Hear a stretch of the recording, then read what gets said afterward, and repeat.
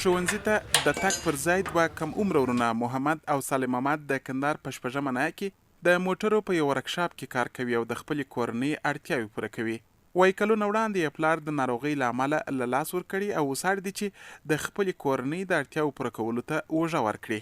زه مجبوره یم چې دلته کار کوم، بل څوک په کور کې نشته، نه ډوډۍ شته نه دغه شته. زه راوتلی یم د دې د کار لپاره. زما زړه غواړي چې زه مکتب یا یو شی یا ډاکټره ځان جوړ کړم او داسې بل شی. اوس مجبوره یم، معنا کور ډوډۍ هېڅوک نشته، نه بل یو دغه شته چې دغه راوړي. زه د کار لپاره راوتلی یم او زما زړه غواړي چې زه ډېر یا مکتب ووایم یا د ځان سره ډاکټر جوړ کړم یا دغه رقم. نو دغه مکتب ارمان خو لرم خو نو ویلي مې نه دي، ویلی نه شم.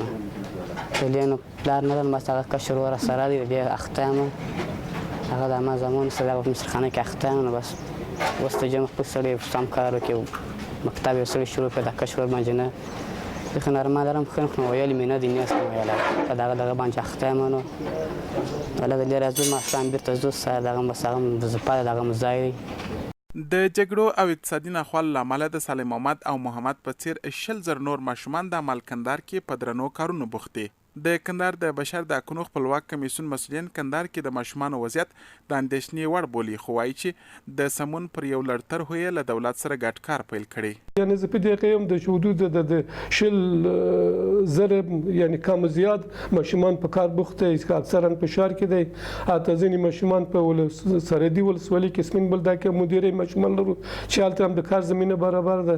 د هیواد اساسي قانون په 49مه ماده کې راغلی چې پر ماشومانو د کار تحمیلول جواز نه لري.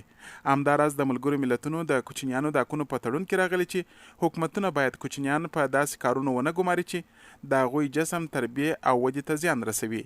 خو له دې ټولو سره هیواد کې روان جنګ، جګړو او ټیټ اقتصاد ډیری کورنۍ دې ته اړ کړي چې خپل ماشومان له ښوونځي څخه راوګرځوي او د ژوند د پایښت لپاره ورباندې درانه کارونه وکړي.